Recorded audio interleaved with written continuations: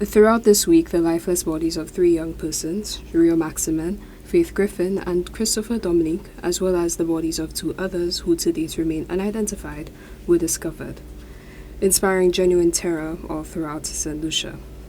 In response, the Office of the Prime Minister called an emergency pre-cabinet press briefing on Friday the 19th of September, with the acting Prime Minister, Honorable Dr. Ernest Hilaire, taking what may be the government's strongest anti-crime stance this year. We want a war against the merchants of death.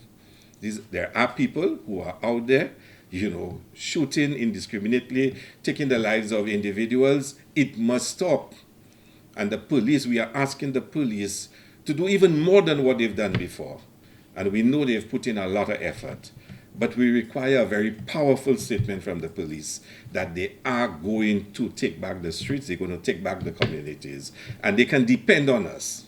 And Dr. Hilaire extended condolences and sympathy towards the families who were directly affected by the most recent homicides, and to the citizenry who now face an emboldened criminal element within society.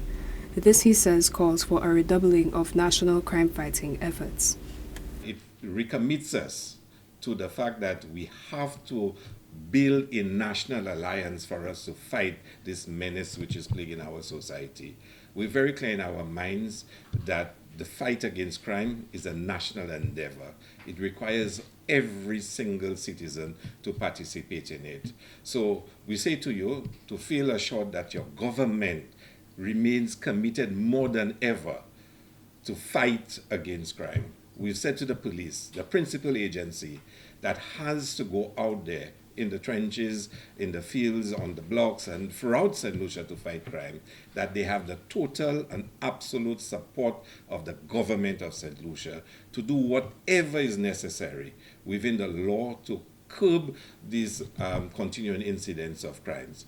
Hilaire reiterated, as the Prime Minister mentioned before, that the government is willing to provide the RSLPF with more robust legislative frameworks and policy guidelines, as well as any additional resourcing that the current crime climate in St. Lucia necessitates. He therefore called on them to intensify their efforts. Now we expect that the police will demonstrate that level of commitment and dedication and increased activity. And the police has been doing a fantastic job so far, especially in the recovery of firearms and ammunition. They also, from the briefing that they've given us, shown us that they have made headway in solving some of the incidents that have taken place.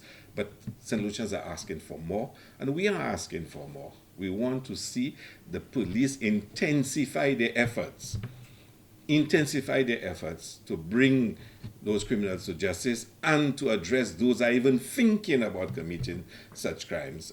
For Choice News Now, I am Sienna Dalso.